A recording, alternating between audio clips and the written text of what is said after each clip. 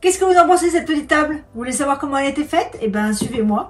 Je suis Sylvie du site Avec Passion et je vous montre comment on utilise le papier intissé de chez Redesign pour faire ces jolies petites tables.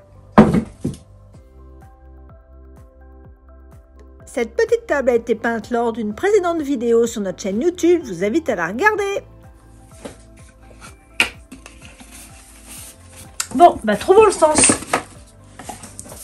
Alors, on déplie. Alors, hop. Ça, c'est pas bon.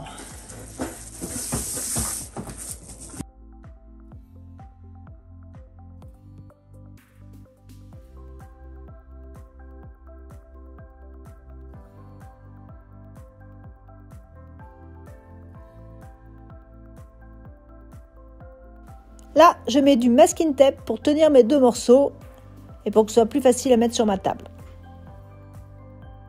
Là, vous voyez le dessus de la table et je vais mettre du vernis Polyvine qui va me servir de colle pour mon intissé. Je précise qu'auparavant, ma table a été peinte, mais elle n'a pas été ni cirée ni vernie pour pouvoir accepter tout ce que je vais lui faire subir maintenant. Là, j'ai fait un trait de crayon noir sur ma table pour repérer le milieu et arriver à ajuster mes motifs correctement par rapport à ma table.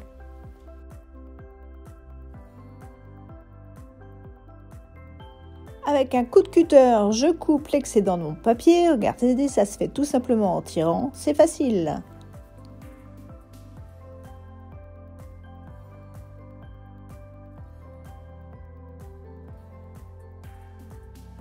Je coupe vraiment au ras et puis vous allez voir, après je vais poncer pour améliorer le fini.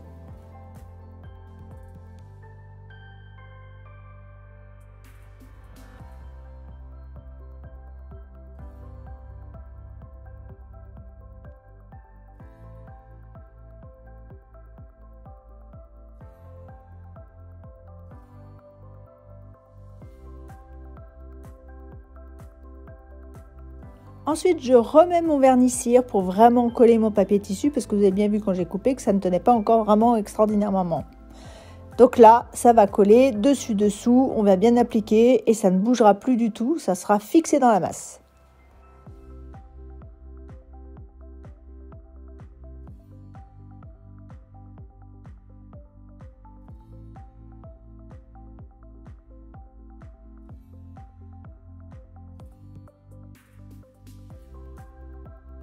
J'utilise un pinceau synthétique, donc là c'est celui d'Annie Sloan, pour mettre le vernis et pour avoir une finition bien lissée.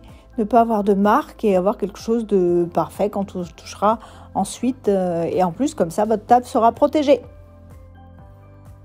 Là, un petit coup de ponçage sur l'extérieur du tissu, maintenant qu'il est bien collé, pour vraiment avoir une finition nette sur le bord de la table.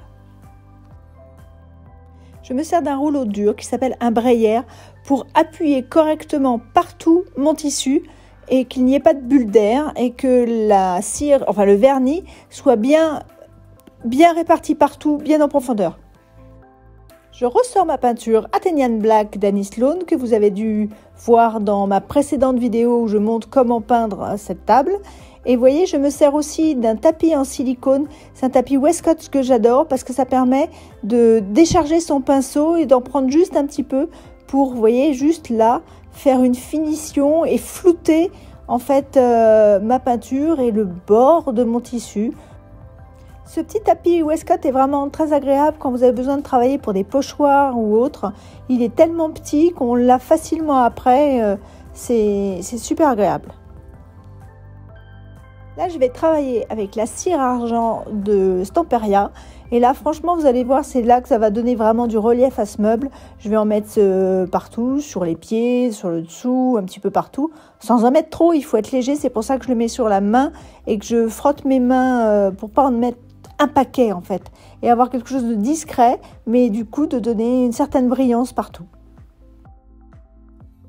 Vous avez vu, hein, j'hésite pas. J'y vais carrément des fois avec la main entière pour mettre de la cire argent partout. Et de temps en temps, je me sers des sanding pads, c'est-à-dire du papier à poncer d'Annie Sloan qui est fait sur une mousse et donc assez souple. Ça permet de poncer juste à certains endroits, pas partout, mais de suivre le mouvement du meuble et de donner un effet un peu vieilli, enlever un peu de cire, retrouver un peu de noir, s'amuser quoi en fait. Dans la partie 1 de ce tuto sur cette petite table, je vous ai montré comment la peindre, mais il faut aussi la protéger avec de la cire. Comme on a peint en noir, on cire avec une cire noire pour faire ressortir le noir. J'en mets sans excédent, vous voyez, j'enlève l'excédent dans le couvercle de mon pot et j'en mets un petit peu partout sans faire de surépaisseur de cire. Bien sûr, je ne vais pas mettre de cire sur le dessus de ma table où j'ai mis le papier puisque j'ai mis un vernis.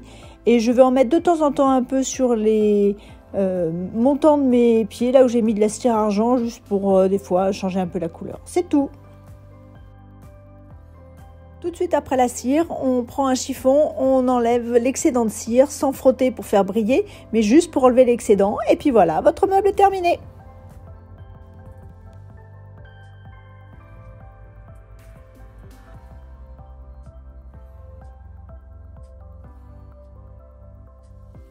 J'espère que ce petit tuto vous a plu et n'oubliez pas de vous abonner si vous avez apprécié ou de me mettre un pouce pour m'encourager.